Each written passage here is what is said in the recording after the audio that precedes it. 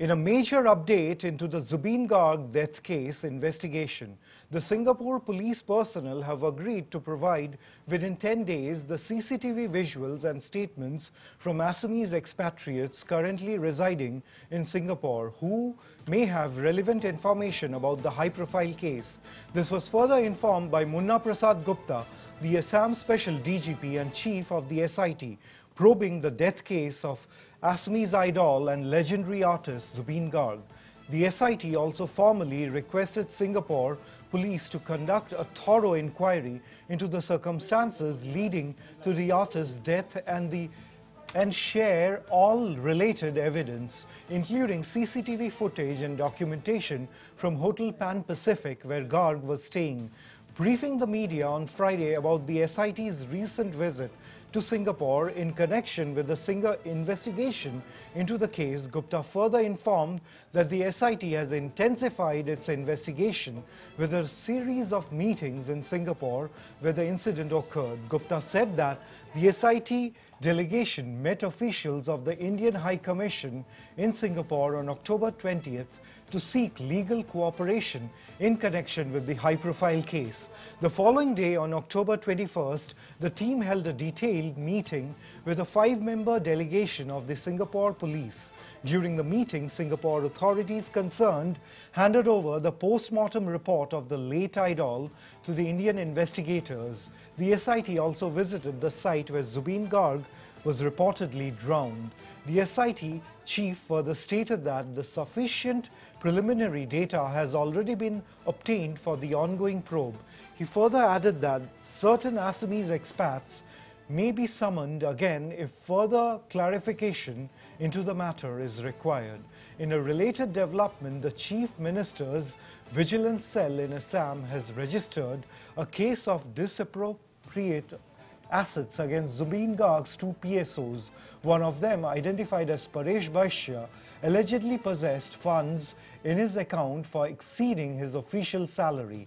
Vigilance officials have conducted a thorough search operation at his residence as part of the inquiry process. Meanwhile, the SIT has appealed to anyone who had recently exchanged messages with Zubeen Garg to voluntarily provide information at the SIT office to further aid the ongoing marathon investigation.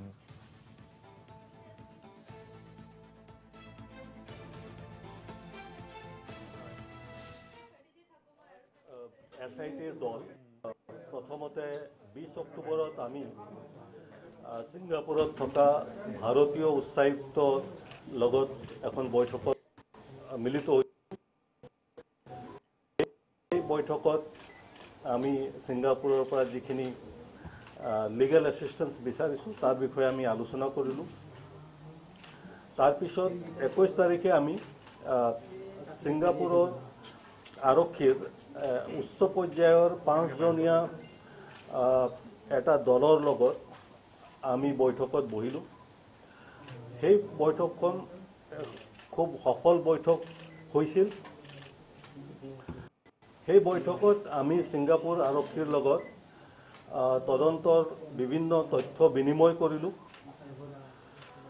সিংগাপুৰ আৰক্ষীয়ে সিংগাপুৰত কৰা post-mortem ৰিপৰ্টৰ প্ৰতিবেদন ভাৰতীয় উচ্চায়ুক্তৰ জৰিয়তে আমাৰ লগত share কৰে, যেটো আমাৰ কাৰণে তদন্তৰ কাৰণে দৰকাৰী।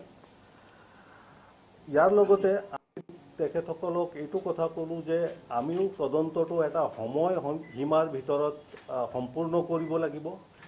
সেই কাৰণে তেওঁলোকৰ যি এছিষ্টেন্স, লিগেল এছিষ্টেন্স, সেইটো আমাক খুব সময় সীমাৰ ভিতৰত লাগে। তেওঁলোকে ইয়াত ওপৰত এটা ইতিবাচক তেওঁলোকে সন্মতি দিছে আৰু তেওঁলোকে আমাক সিংগাপুৰৰ নিজা লিগেল সিস্টেমৰ ভিতৰত থাকি যিখিনি তেওঁলোকে আমাক এছিষ্টেন্স দিব লাগে সেইখিনি আমাক খুব সোনকালে দিব বুলি কৈছে।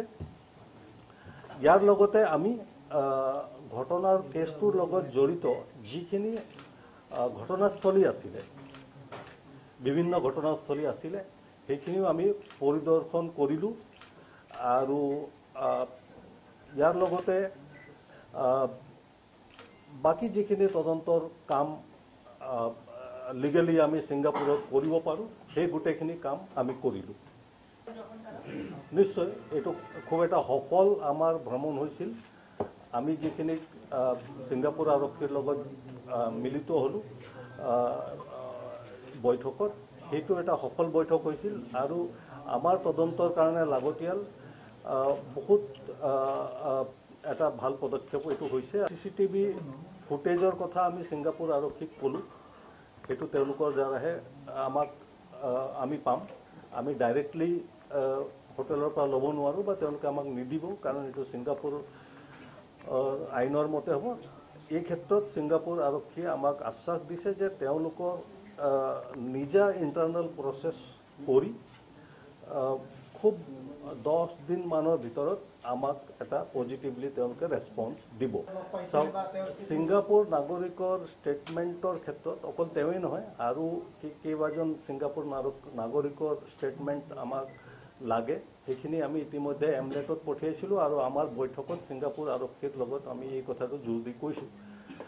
যিহেতু এই ষ্টেটমেণ্ট ছিংগাপুৰ চিটিজেনৰ ষ্টেটমেণ্টটো ছিংগাপুৰৰ আৰক্ষীৰ দ্বাৰাহে লোৱা হ'ব, গতিকে তেওঁলোকে আমাক কৈছে যে তেওঁলোকে 10 দিনৰ ভিতৰত সেইখিনি সম্পূৰ্ণ কৰি আমাক দিব। ইতিমধ্যে আপোনালোকে জানে যে তেওঁলোকে ছিংগাপুৰ আৰক্ষীয়ে এটা প্ৰেছ বিজ্ঞপ্তিও দিছে যে 90 দিনৰ ভিতৰত তেওঁলোকে তেওঁলোকৰ তদন্তৰ প্ৰতিবেদন তেওঁলোকৰ নিয়ম মতে তেওঁলোকৰ কৰোনাৰ্ছ বুলি এটা অফিচ আছে, কৰোনাৰ্ছক দিব আৰু তাৰ পৰৱৰ্তী ব্যৱস্থা কৰোনাৰ্ছে গ্ৰহণ কৰিব।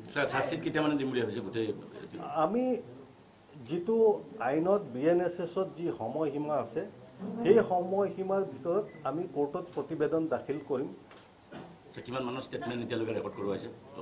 আমাৰ ষ্টেটমেণ্ট চলি আছে। আজিও দেখিছে আপোনালোকে গৰিমা শইকীয়া গৰ্গ, তেখেত SITৰ সন্মুখত আহিছে, তেখেতৰো ষ্টেটমেণ্ট আমাক দৰকাৰ।